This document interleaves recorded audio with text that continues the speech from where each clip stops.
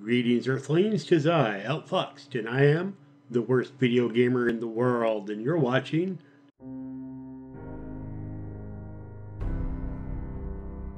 Fallout 4 Player Home, Croup Manor. This is the player home of my main character for Fallout 4, a Minuteman/Railroad playthrough. After spending many hours on creating the perfect home, I sat back and said, it's kind of not impressive. Then I played it through on a different character and realized just how much work I had done to this. I was looking for kind of a luxury home for my player and her family/friends. And really, in the Fallout universe, this is a luxury home. So let's take a look. We start with a long walk down a broken driveway, at the end of which I've set up defenses I felt befitting the home of the Minuteman's general, several guard stations, and 3 guards in full heavy combat gear, each with a legendary Gatling laser. In the front courtyard, I set up the statue of the Minuteman. I felt that was fitting.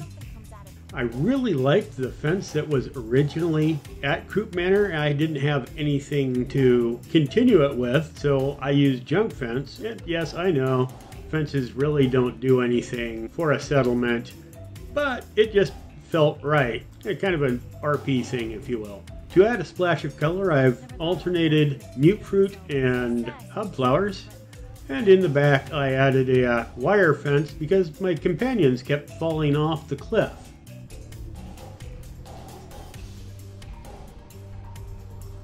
The front of the building, you can see I've deleted all the planters and the handrails on the porch.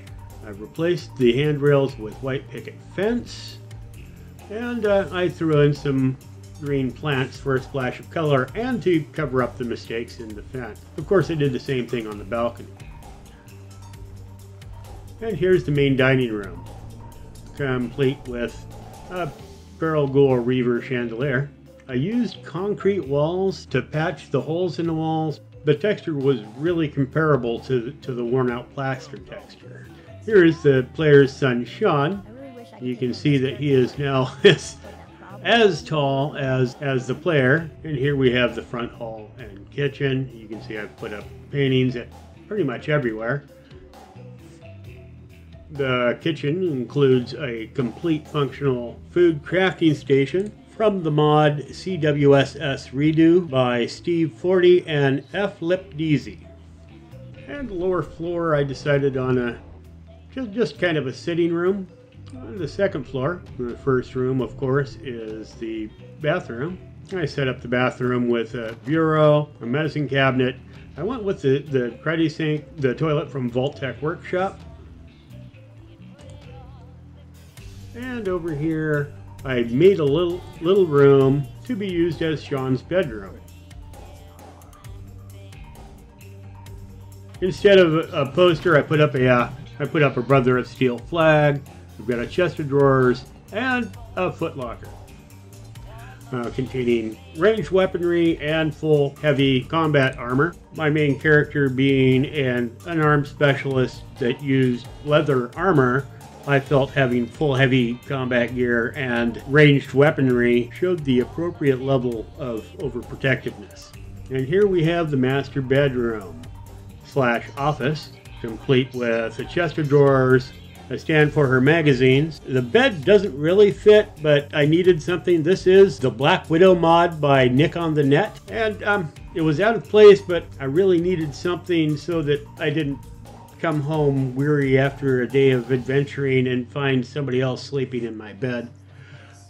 Of course, I have the working desk, and just beyond it, a floor safe and another rack for her magazine. On the third floor, we have a sitting room, the main character's workspace, and I threw some beds down, kind of a servant's quarters, I guess. I just wanted enough beds for all the people in my settlement, and kind of needed a roleplay reason for them to exist.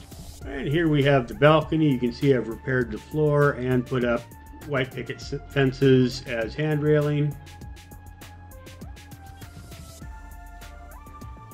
And on the roof, I have a combination of wind generators and solar generators. The solar generators, complements of DD Solar and Fusion Power by DD Productions 83.